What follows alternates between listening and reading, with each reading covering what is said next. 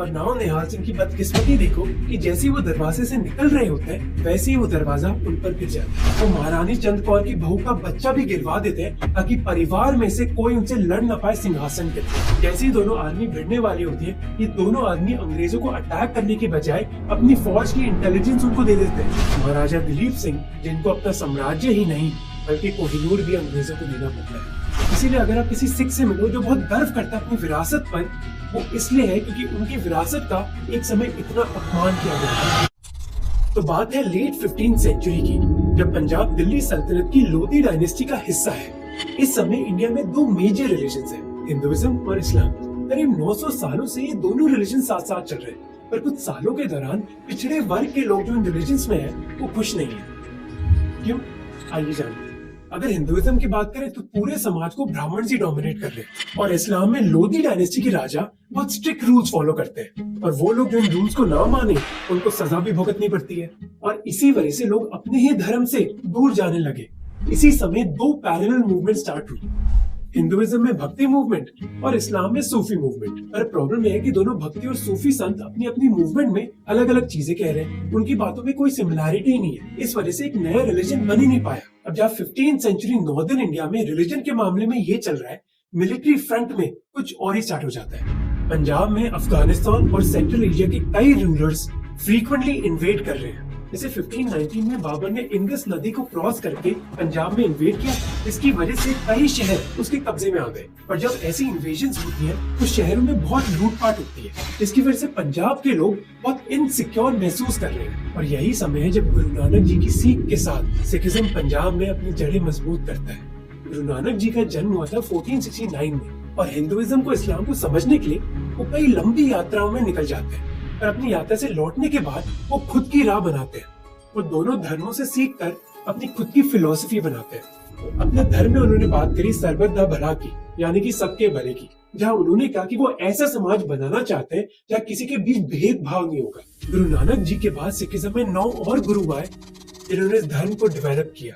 एक गुरु जिनका बहुत बड़ा योगदान होता है सिखिज्म को डेवलप करने में, वो है गुरु अर्जन देव जी। 1581 से लेकर 1606 के बीच उन्होंने कई इंपॉर्टेंट डिसीजंस लिए। गुरु अर्जन जी अमृतसर को सिखिज्म का स्पिरिचुअल सेंटर बनाते हैं, और 1604 में हरमंदिर साहिब या फिर गोल्डन टेम्पल को। और इसी साल वो आदि ग्रंथ को भी लिखते हैं, जो 6 स्क्रिप्चर्स का पहला वर्जन है। आदि ग्रंथ में गुरु नानक के मैसेजेस लिखे जाते हैं, और इसके अलावा कई हिंदू और मुस्लिम संतों की राइटिंग लिखी जाती है, जिनका गुरु नानक जैसा ही स्पिरिचुअल विजन है। दिल्ली में बैठे बादशाह अकबर खुद बहुत इम्प्रेस है गुरु अर्जन देव जी के काम से। एक बार बादशाह अकबर खुद पंजाब में रुकते भी हैं उनसे बस मिलने के लिए। इसके साथ गुरु अर्जन देव जी का जो इन्फ्लुएंस है अपने समाज में, वो बढ़ता रहता है। उनका दरबार अमृतसर में अपनी आलीशान इमारतों और घोड़ों के लिए मशहूर है। पर चीजें बहुत ही जल्दी बदलने वाली होती हैं। 1605 में बादशाह अकबर की मौत होती है, और सडनली मुगल एम्पायर के जो रवैये सिखों के प्रति, वो एक यू टर्न ले लेता है। बादशाह जहांगीर गुरु अर्जन देव जी के बढ़ते इन्फ्लुएंस से खुश नहीं है। वो सोच रहे कि मेरे होते हुए एक और आदमी भला कैसे पॉपुलर हो रहा है। मुगल सिंहासन में भी सब कुछ ठीक नहीं चल रहा है। सिंहासन की लड़ाई चल रही है बादशाह जहांगीर और उनके सबसे बड़े बेटे खुसरो के बीच। इस लड़ाई को जीतने के लिए खुसरो एक दिन गुरु अर्जन जी के पास जाता है, जो उसको अपना आशीर्वाद देते हैं। ये बात जहांगीर को और भी गुस्सा दिला देती है, और वो अपने बेटे को आशीर्वाद देने के लिए गुरु अर्जन जी को मार गिराने का फैसला सुनाता है। गुरु अर्जन जी को टॉर्चर किया जाता है और इवेंचुअली मार गिराया जाता है।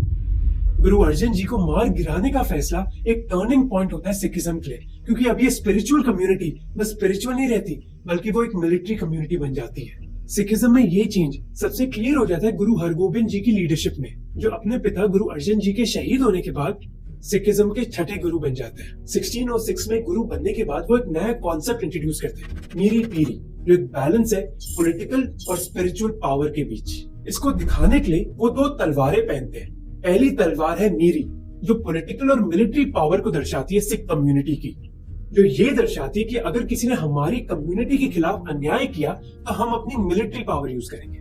दूसरी तलवार है पीरी, जो स्पिरिचुअल पावर दर्शाती है, जो ये बताती है कि हमारी कम्युनिटी धर्म का रास्ता चुनेगी। तो गुरु हरगोबिंद जी सिखिज्म में गुरु की इमेज बदल देते हैं, जो बस एक स्पिरिचुअल लीडर ही नहीं बल्कि एक वॉरियर रूलर भी है।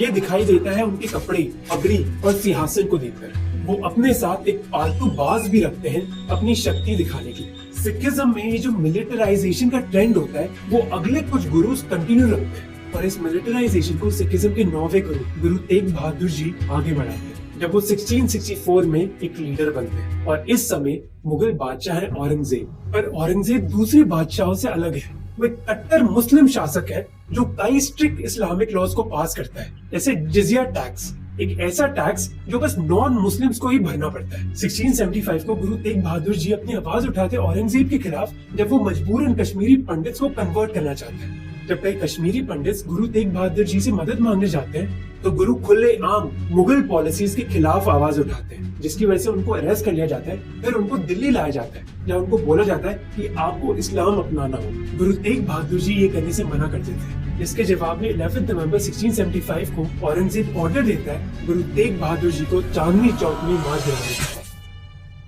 गुरु के शहीद होने के बाद सिख समाज में एक आवाज उठती है कि अगर हमें अपने धर्म को बचाना है हमें और मिलिटराइज होना ही पड़ेगा। इस चीज को करते गुरु गोविंद सिंह जी जो सिखिज्म में 10th गुरु बनते हैं उनके पिताजी के शहीद होने के बाद। सिखों पर लगातार अत्याचार देख गुरु गोविंद सिंह जी ने मिलिटराइजेशन और बढ़ा दी, जिसकी वजह से 1699 में गुरु गोविंद सिंह जी खालसा एस्टैब्लिश करते हैं जो मानो सिख्स की अपनी आर्मी है और खालसा के मेंबर्स को कई स्ट्रिक्ट रूल्स फॉलो करने पड़ते हैं। इनको कहा जाता है 5 Ks, केश, कड़ा, किरपान, कचेरा और कंगा। और उनको बोला जाता है कि अगर आप अपने धर्म को बचाना चाहते हो तो आपको हथियार उठाने पड़ेंगे। इसकी वजह से कई राजा जो औरंगजेब को सपोर्ट करते हैं वो उनको चेतावनी देते हैं गुरु गोविंद सिंह जी की बढ़ती मिलिट्री पावर के बारे में। जवाब में औरंगजेब खालसा को खत्म करने की कोशिश करता है। 1704 में मुगल आर्मी अनंतपुर को चारों तरफ से घेर लेती है।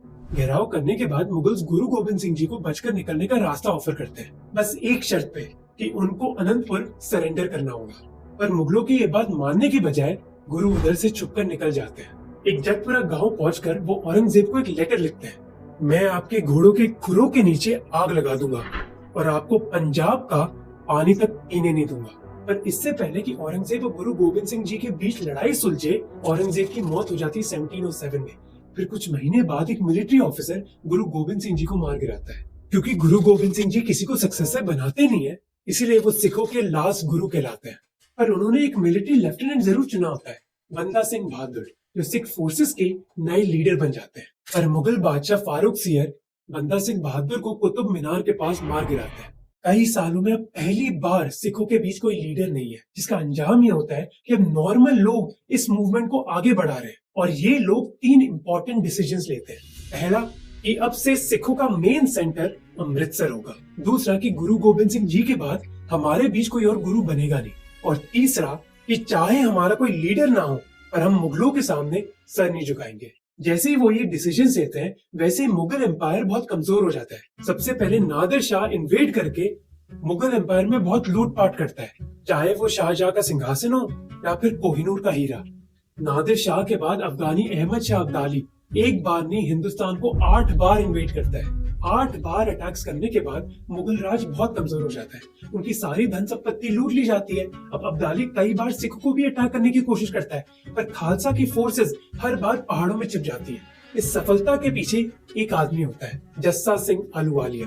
एक मीटिंग में डिसाइड किया जाता है कि अब सिखों की सारी जो फौज है वो एकजुट कर दी जाएगी। इस फौज को बुलाया जाता है नल खालसा और जस्सा सिंह आलूवालिया इस फौज के लीडर होते हैं, जिनको सिखों का बादशाह बुलाया जाता है। अपनी फौज की इफेक्टिवनेस बढ़ाने के लिए जस्सा सिंह आलूवालिया डिसाइड करते हैं कि वो इस फौज को डिसेंट्रलाइज करेंगे, इसलिए वो दल खालसा को 12 मिसलों में बांट देते हैं। वो कहते हैं कि हर मिसल एक समान है, कोई भेदभाव नहीं है। पर जब आप हर मिसल की फौज के नंबर देखोगे वो बहुत अलग अलग है। कुछ मिसल में 500 या 1000 आदमी है, जबकि दूसरी मिसलों में 10,000 से ज्यादा आदमी है। पर इसका मतलब ये नहीं कि पंजाब में बस अमन और शांति है, उल्टा ये मिसलें एक दूसरों के खिलाफ लड़ाई करती रहती है।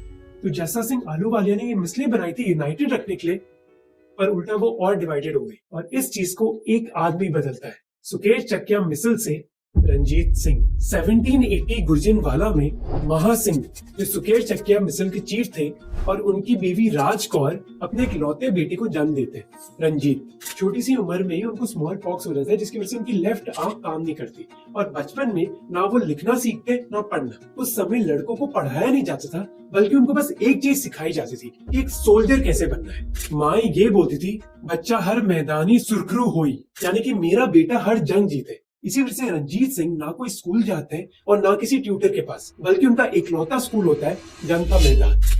और क्योंकि रंजीत सिंह की उम्र बहुत छोटी होती है, इसलिए उनकी माँ राज कौर उनके बिहाफ पर रूल करने लग जाती है। ये जरूरी भी था क्योंकि उस जमाने में अगर मिसल का कोई लीडर नहीं होता था तो वो मिसल बहुत कमजोर हो जाती है। ऐसी कमजोरी ना आए इसलिए रंजीत सिंह की माँ उनकी शादी मेहताब कौर के साथ पक्की कर देती है। मेहताब कौर कन्हैया मिसल के चीफ की बेटी होती है। इस शादी के पीछे एक पॉलिटिकल पर्पस होता है क्योंकि कन्हैया मिसल पंजाब में सेकंड मोस्ट पावरफुल मिसल है। अगले कुछ सालों के दौरान एक दूसरे में लड़ाई की वजह से कई मिसल कमजोर हो जाते हैं, जिसकी वजह से ताकतवर मिसल पंजाब में है कन्हैया, नकई, आलूवालिया, भंगी और सुकेर चकिया। रंजीत सिंह जी की वैसी शादी हो चुकी है कन्हैया मिसल की बेटी से, फिर वो अपनी दूसरी शादी करते हैं नकई की राजकुमारी से और आलूवालिया मिसल के सरदार से दोस्ती कर लेते हैं। इसका मतलब है कि पंजाब में बस एक ही पावरफुल मिसल बची है, भंगी, जिनका कब्जा लाहौर, अमृतसर, गुजरात और वेस्टर्न पंजाब पर है। इसीलिए रंजीत सिंह जी डिसाइड करते हैं कि उनको भंगी मिसल को कमजोर करना ही होगा। अगर वो ये कर लेंगे तो दूसरी मिसल के सरदार भी अपना सर उनके सामने ही झुकाएंगे। पर उनके लिए खतरा पंजाब से नहीं आ रहा बल्कि पंजाब के बाहर से आ रहा है। साल 1796 में अफगान का बादशाह इंदस नदी पास कर पंजाब क्रॉस करता है दिल्ली पर कब्जा करने की। उसके पास 30,000 आदमियों की फौज है और उसको भरोसा है कि उसको कई और लोग सपोर्ट देंगे, जैसे अवध के वजीर और मैसूर के टीपू सुल्तान। शाहजमान अपने साथियों को एक खत में लिखता है कि हम जल्द ही गैर मुसलमानों से लड़ने के लिए अपनी सेना लेकर आ रहे हैं। जैसे ये खबर सिख सरदारों को मिलती है, वो अपने परिवारों को पहाड़ों में भेज देते हैं और डिसाइड करते हैं कि अमृतसर में वो एकजुट होंगे। अब ज्यादातर सरदारों का ये मानना था कि उनको पहाड़ों में छिप जाना चाहिए, अगर उनके शहर लूट लिए जाए तो कोई बात नहीं, जब अफगान लूटने के बाद अपने घर वापस आएंगे तब वो उन पर हमला बोलेंगे। पर रंजीत सिंह जी ये कहने से मना कर देते हैं। वो कहते हैं कि ये लोग आपको सालों से पैसा दे रहे हैं, आपको उनको बचाना ही होगा।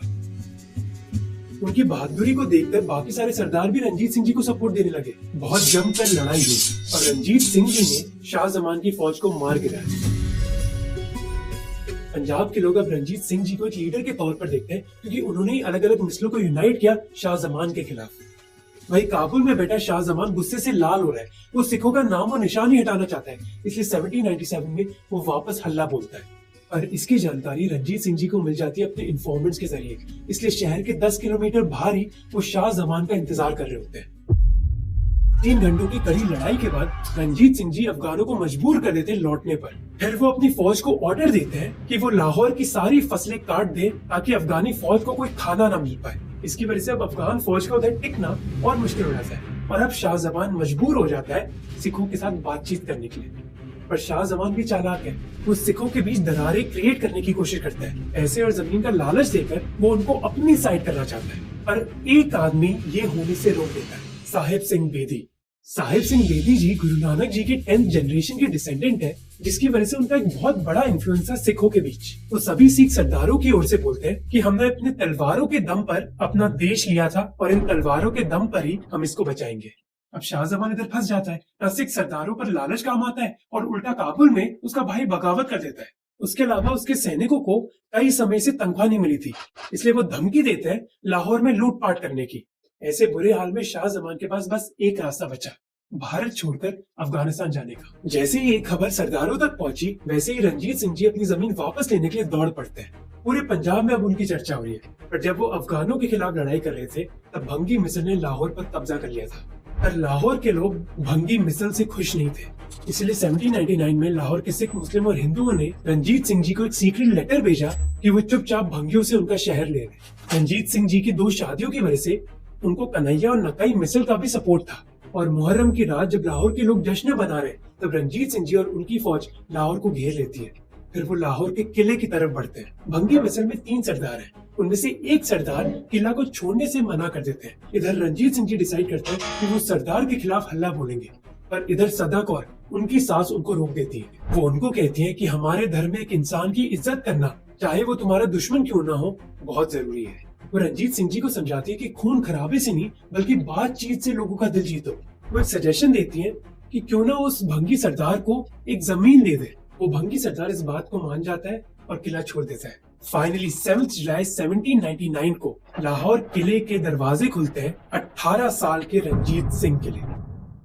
12 अप्रैल 1801 को पहली बैसाखी के दिन रंजीत सिंह जी को पंजाब का महाराजा बनाया जाता है। एक जमाने में उनको पंजाब का हीरो बुलाया जाता था और अब उनको शेरे पंजाब का खिताब मिलता है। वो पंजाब के महाराजा जरूर हैं, पर उनका बोलचाल महाराजा की तरह नहीं है। अपनी पगड़ी पर वो कोई भी रॉयल निशान नहीं लगाते। वो अपने सिंहासन की बजाय एक नॉर्मल कुर्सी पर बैठते हैं और सिक्के भी जो उन्होंने बनाए अपने राज के लिए, उस पर उनकी फोटो नहीं बल्कि गुरु नानक जी की फोटो है। वो मानते हैं कि उनकी सरकार लोगों की सरकार है, इसलिए अपने दरबार को वो दरबार खालसा जी बुलाते हैं। लोगों का ध्यान करने के लिए वो लाहौर में एक अस्पताल भी बनाते हैं जहाँ फ्री में इलाज होता है। महाराजा रंजीत सिंह जी भले ही सिख है, पर वो इंश्योर करते थे कि सभी धर्मों के लोगों को बराबर इज्जत मिले। वो मंदिर, मस्जिद और गुरुद्वारे बनाने के लिए अच्छा खासा चंदा देते थे। पंजाब के लोग उनके शासन से बहुत खुश हैं, पर रंजीत सिंह चाहते हैं कि वो अपने इस एम्पायर को और बढ़ाए। सबसे पहले वो कसूर और कांगड़ा हड़पते हैं, क्योंकि कसूर के पठान और कांगड़ा के राजपूत ने शाह जमान को सपोर्ट किया था। इसके बाद वो मुल्तान छीनते हैं अफगानों से। मुल्तान के बाद महाराजा रंजीत सिंह जी की नजर है पंजाब में सबसे जरूरी शहर पर, अमृतसर। अब अमृतसर पंजाब में भले ही सबसे बड़ा शहर ना हो, पर कमर्शियली वो बहुत जरूरी है, क्योंकि वो एक ट्रेडिंग हब है जहाँ सेंट्रल एशिया से कई व्यापारी गुजरते हैं।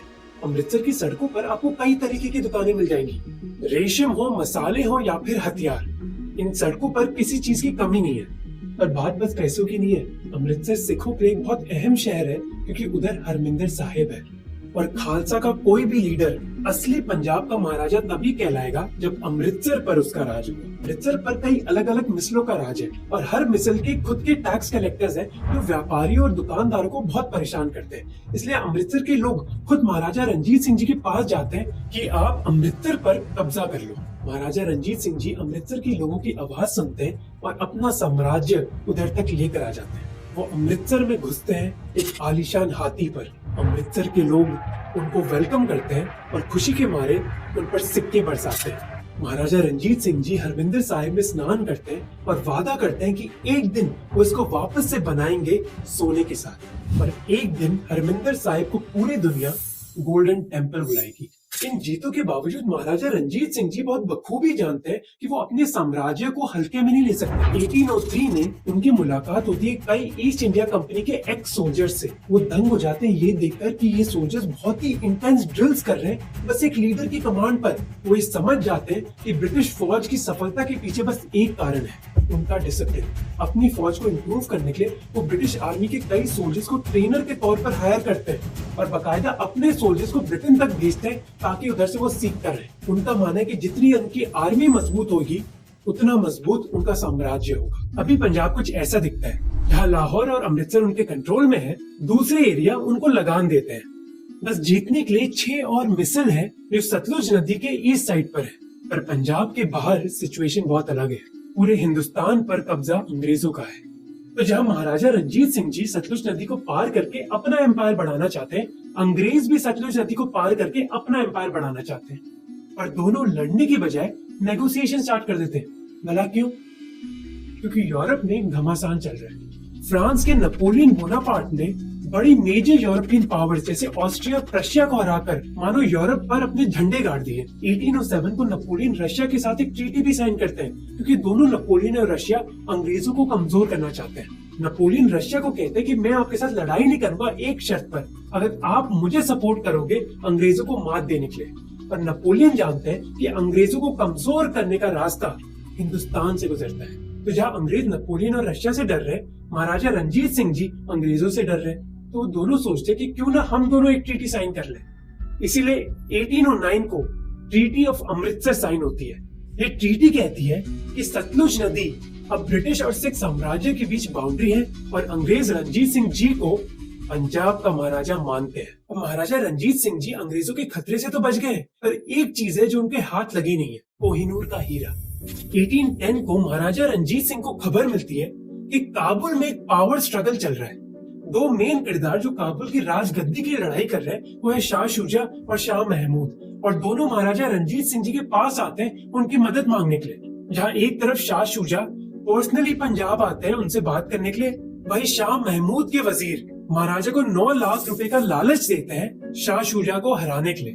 अपनी पति की जान बचाने के लिए शाह शुजा की बीवी महाराजा रंजीत सिंह जी को अपनी सबसे कीमती चीज ऑफर करती है, कोहिनूर। कोहिनूर का हीरा शाह शुजा की बीवी के पास पहुंचता है जब शाह शुजा का परिवार फारसी रूलर नादिर शाह को मार गिराता है। जहाँ शाह शुजा की बीवी कोहिनूर का लालच दे रही है, शाह महमूद और उनके वजीर महाराजा रंजीत सिंह जी को मारने की धमकी देते हैं। शाह महमूद के वजीर तो अपनी फौज के साथ लाहौर तक पहुंच जाते हैं। महाराजा रंजीत सिंह जी के पास कोई ऑप्शन बचता ही नहीं है, उनको सपोर्ट देना ही पड़ता है वजीर को। पर रास्ते में महाराजा रंजीत सिंह जी को ये रियलाइज होता है कि ये वजीर तो पंजाब को भी हड़पना चाहता है। इसीलिए महाराजा रंजीत सिंह जी इस जंग में अपनी साइड पलट लेते हैं। वो शाह शुजा को बोलते हैं कि लाहौर में तुम्हें मैं बचा कर रखूंगा। अपने दरबार में वो शाह शुजा और उनकी बीवी का इंतजार करते हैं और ये उम्मीद लगाए बैठते हैं कि उनकी बीवी अपना कोहिनूर का वादा निभाएगी, पर वो अपना वादा निभाती नहीं है। फाइनली डांटने, समझाने और कैद करने के बाद वो बात मान जाती है और जून 1813 को महाराजा रंजीत सिंह जी के हाथ आता है कोहिनूर का हीरा। फिर शाह महमूद के वजीर को सबक सिखाने के लिए महाराजा रंजीत सिंह जी उसके शहरों पर अटैक करते हैं। अगले 6 साल के दौरान वो अफगान्स को हराकर मुल्तान और कश्मीर अपने कब्जे में करते हैं। पर जैसे उनका साम्राज्य बढ़ रहा होता है, वैसे उनका शरीर कमजोर हो रहा होता है। कुछ साल बाद लाहौर में कॉलेरा का कहर मचता है, जिसकी वजह से महाराजा और कमजोर हो जाते हैं। उनके आखिरी कुछ सालों में पंजाब अब ऐसा दिखता है। एक दिन महाराजा रंजीत सिंह को भारत का मैप दिखाया जाता है। महाराजा रंजीत सिंह जी अपने कार्टोग्राफर से पूछते हैं कि ये लाल इलाका क्या है। कार्टोग्राफर कहता है कि लाल निशान वो एरिया है जो अंग्रेजों के हाथों में है। रंजीत सिंह देते हैं कि ऑलमोस्ट पूरा हिंदुस्तान अंग्रेजों का हो गया है। जिसके बाद वो बोलते हैं कि एक दिन ये सब लाल हो जाएगा। शायद महाराजा रंजीत सिंह जी को पता था कि जो उन्होंने बोला है वो एक दिन सच हो जाएगा। जून 1839 को महाराजा रंजीत सिंह जी की मौत होती है। उनके 7 बेटे हैं। उनका सबसे बड़ा बेटा खड़क सिंह महाराजा की फर्स्ट चॉइस थी नेक्स्ट महाराजा बनने के लिए। पर दरबार में कई लोग खड़क सिंह पर भरोसा नहीं करते। उनका मानना है कि रंजीत सिंह जी की तरह खड़क सिंह में इतनी क्षमता ही नहीं है पंजाब पर रूल करने की। रंजीत सिंह जी की मौत के बस 19 दिन बाद महाराजा खड़क सिंह का बेटा नाओ निहाल सिंह लाहौर के दरबार पर कब्जा कर लेता है। अब ऑफिशियली महाराजा तो खड़क सिंह है, पर नाओ निहाल सिंह ये डिक्लेयर करते हैं कि वो खड़क सिंह के मिनिस्टर है। अल्टीमेटली राज्य में सबको पता चल जाता है कि असली महाराजा तो नाओ निहाल सिंह ही है। अब इनिशियली महाराजा खड़क सिंह को इस अरेंजमेंट से कोई प्रॉब्लम नहीं होती है, पर उनके एक रिश्तेदार चेत सिंह बाजवा उनको बोलते हैं कि भाई आप महाराजा हो, अपने बेटे को कंट्रोल में रखो। वही नाओ निहाल सिंह ये देखते हैं कि उनके होते हुए ये चेत सिंह बाजवा को इतनी पावर क्यों मिल रही है हमारे साम्राज्य में। इसलिए नाओ निहाल सिंह महाराजा खड़क सिंह को बोलते हैं कि उनको चेत सिंह बाजवा को दरबार से हटाना होगा, पर महाराजा खड़क सिंह ये करने से मना कर देते हैं। इसके बाद महाराजा खड़क सिंह और राजकुमार नाओ निहाल सिंह के बीच तनाव बढ़ जाता है और एक दिन नाओ निहाल सिंह एक सख्त कदम उठाने का फैसला लेते हैं। देर रात वो महाराजा खड़क सिंह के कमरे में घुसते हैं और उधर जब उनको चेत सिंह बाजवा मिलते हैं वो उनको उधर मार गिराते हैं। तो प्रैक्टिकली बात करें, सारी पॉलिटिकल पावर अब नाओ निहाल सिंह के हाथ में होती है।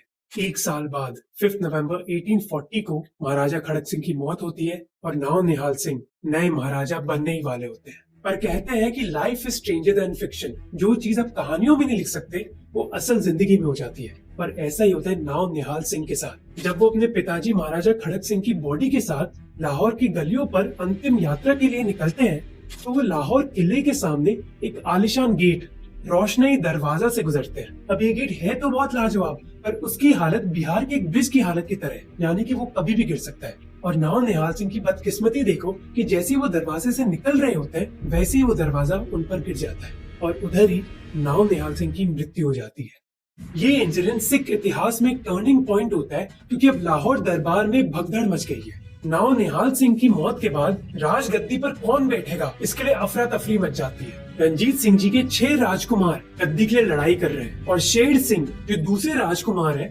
उनको लोग सबसे ज्यादा केपेबल मानते हैं। वो खालसा आर्मी के बीच पॉपुलर है, हंसमुख स्वभाव के हैं और सबसे जरूरी बात है कि अंग्रेज भी उनको सपोर्ट करते हैं। पर जब खड़क सिंह और नाओ निहाल सिंह की मौत होती है तब शेर सिंह लाहौर में नहीं है। इस सिचुएशन में वजीर ध्यान सिंह डोगरा किंग मेकर बन जाते हैं। वजीर सबसे पहले डिसाइड करते हैं कि नाओ निहाल सिंह की मौत पब्लिक नहीं करी जाएगी जब तक ये डिसाइड नहीं हो जाता कि अगला महाराजा कौन बनेगा।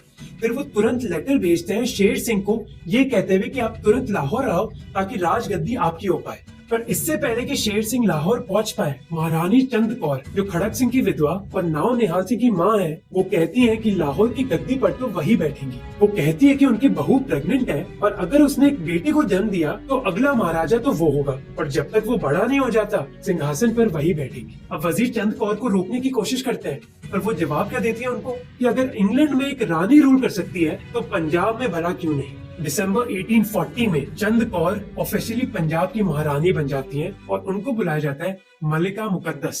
पर बस 2 महीनों के अंदर उनको कई परेशानियों को झेलना पड़ता है। पंजाबी लोग ये मानने के लिए तैयार ही नहीं होते कि एक महिला उन पर रूल कर सकती है। खालसा आर्मी से भी उनको खास सपोर्ट नहीं मिल रहा है। इसी सिचुएशन की एडवांटेज उठाते हैं वजीर जो शेर सिंह को महाराजा बनाना चाहते हैं। वो अंग्रेजों को कहते हैं कि हम आपको अफगान से लड़ने के लिए सपोर्ट देंगे अगर आप सपोर्ट करोगे शेर सिंह को। जिसके बाद राजकुमार शेर सिंह रानी चंद कौर से लाहौर छीनकर पंजाब के अगले महाराजा बन जाते हैं। वो महारानी चंद कौर की बहू का बच्चा भी गिरवा देते हैं ताकि परिवार में से कोई उनसे लड़ न पाए सिंहासन के लिए। पर महाराजा बनने के बाद शेर सिंह को एक बहुत बड़ी प्रॉब्लम का सामना करना पड़ता है, उनकी आर्मी। क्योंकि उनकी आर्मी ने उनको महाराजा बनाया, वो उनसे सोना चांदी की उम्मीद लगाए बैठे।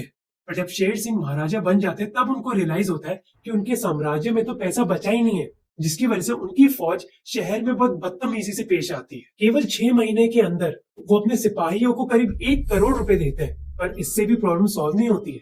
उनकी फौज बगावत स्टार्ट कर देती है, पर अपनी फौज के साथ लड़ाई करने के बजाय महाराजा शेर सिंह अपना समय बिताते हैं दारू और तवायफ के साथ। इसी चीज का फायदा उठाते हुए रानी चंद कौर के सपोर्टर्स महाराजा शेर सिंह और उनके बेटे को मार गिराते हैं और वो अगला महाराजा बनाते हैं रणजीत सिंह जी के सबसे छोटे बेटे को, दिलीप सिंह। उनका मानना यह है कि दिलीप सिंह इतने छोटे हैं कि उन पर जादू करना बहुत आसान है।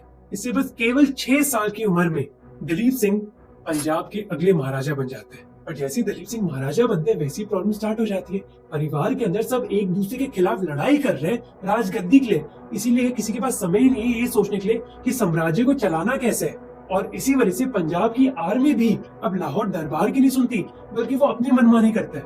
इस सारे बवाल को अंग्रेज बहुत ध्यान से देख रहे हैं। वो बस वेट कर रहे हैं कि जैसे ही लोहा गर्म हो वैसे ही वो अपना हथौड़ा मारे, और ये अपॉर्चुनिटी उनको जल्द ही मिलती है। दिसंबर 1845 को खालसा फौज सतलुज नदी को पार कर लेती है अंग्रेजों की टेरिटरी पर, किसी को बिना बताए।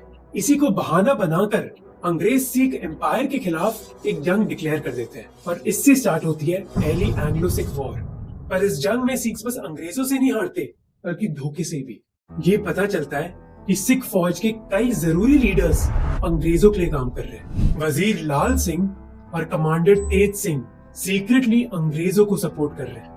जैसे ही दोनों आर्मी भिड़ने वाली होती है, ये दोनों आदमी अंग्रेजों को अटैक करने की बजाय अपनी फौज की इंटेलिजेंस उनको दे देते हैं। तेज सिंह जंग के मैदान से भाग जाते हैं और ऑर्डर देते हैं एक जरूरी ब्रिज को तोड़ने का, जिससे कई सिख सोल्जर्स इधर फंस जाते हैं और अंग्रेजों के हाथों मारे जाते हैं। इस जंग में अंग्रेज उनको बहुत आसानी से हरा देते हैं, जिसकी वजह से उनको 2 ट्रीटी साइन करनी पड़ती है। दूसरी ट्रीटी के तहत सिख एम्पायर पर अब पूरा राज अंग्रेज करते हैं। महाराजा दिलीप सिंह अब बस नाम के ही महाराजा रहते हैं। ब्रिटिश सोल्जर्स लोकल्स के साथ बहुत बदतमीजी से पेश आते हैं और महिलाओं के साथ बहुत बुरा व्यवहार करते हैं। इसके अलावा वो खाने के लिए कई गाय की हत्या भी करते हैं। इस चीज की वजह से लोगों में इतना गुस्सा आ जाता है कि सेकेंड एंग्लो सिख वॉर होती है। सिख सिपाही अपनी आवाज उठाते हैं कि अगर अपनी जमीन, धर्म और महाराजा दिलीप सिंह को बचाना है तो हमें अंग्रेजों के खिलाफ लड़ना ही होगा।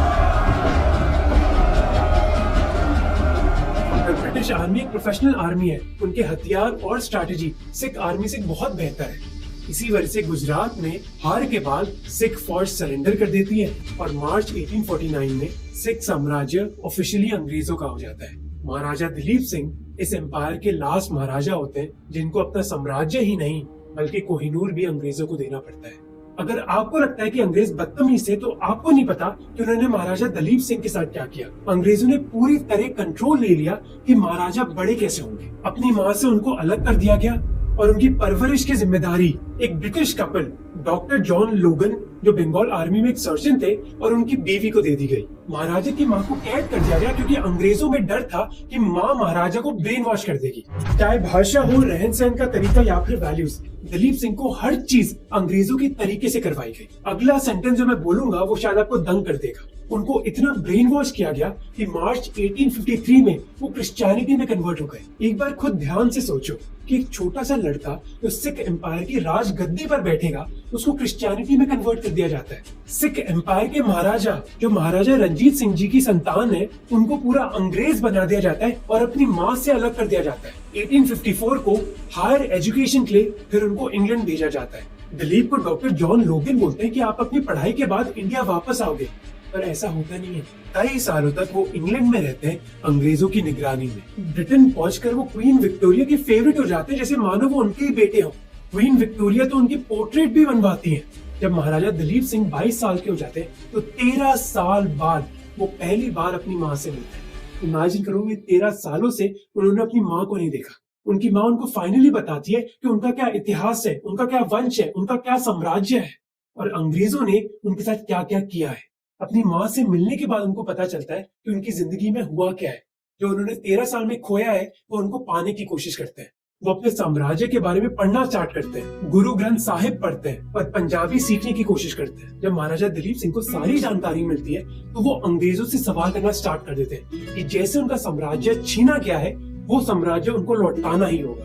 वो लड़का जो एक समय क्वीन विक्टोरिया का फेवरेट होता था, अब एक मर्द बनकर उसी क्वीन विक्टोरिया से सवाल पूछ रहा है। 1886 को वो एक बहुत सख्त कदम उठाते हैं कि वो भारत वापस जाएंगे अपने परिवार से मिलने के लिए, सिख धर्म अपनाएंगे और अपनी जमीन छीनेंगे अंग्रेजों से। पर अंग्रेजों को इस प्लान की भनक लग जाती है। जैसे ही वो यमन पहुंचते हैं भारत आने के लिए, अंग्रेज उनको पकड़ लेते हैं। अंग्रेज उनको मजबूरन ब्रिटेन घसीटते हैं, जहाँ उनको हाउस अरेस्ट कर दिया जाता है। हाउस अरेस्ट के दौरान वो सिख धर्म जरूर अपनाते हैं पर अपना इतिहास और साम्राज्य खो बैठते हैं। सिख साम्राज्य का आखिरी महाराजा अपनी बची हुई जिंदगी ब्रिटेन में भटक के बिताता है। पूरे समय वो ब्रिटिश सीक्रेट सर्विस की निगरानी में होते हैं। 1893 में उनकी मौत होती है अकेलेपन और गरीबी में। उनकी आखिरी ख्वाहिश होती है कि क्रियाकर्म इंडिया में हो, उनके साम्राज्य में। पर अंग्रेज ये बात भी नहीं मानते। उनकी बॉडी ब्रिटेन में दफनाई जाती है, सिखिज्म के हिसाब से नहीं बल्कि क्रिश्चियनिटी के हिसाब से। इसीलिए अगर आप किसी सिख से मिलो जो बहुत गर्व करता है अपनी विरासत पर, वो इसलिए है क्योंकि उनकी विरासत का एक समय इतना अपमान किया गया था और इस अपमान के बावजूद सिखों का हमारे देश में इतना बड़ा कंट्रीब्यूशन है। अंग्रेजी में एक कहावत है, Those who forget their history are condemned to repeat it। वो लोग जो अपने इतिहास को याद नहीं कर सकते वो अपने इतिहास को जरूर दोहराएंगे। पर क्या हमारा देश अपने इतिहास को प्रिजर्व भी कर रहा है? जब हमने जलियांवाला बाग की मर्डर की जगह को एक बदसूरत शोपीस बना दिया। अब मैं उस शोपीस को तो नहीं बदल सकता, पर एक छोटा सा तरीका था मेरा ताकि हम अपने इतिहास को याद रखें।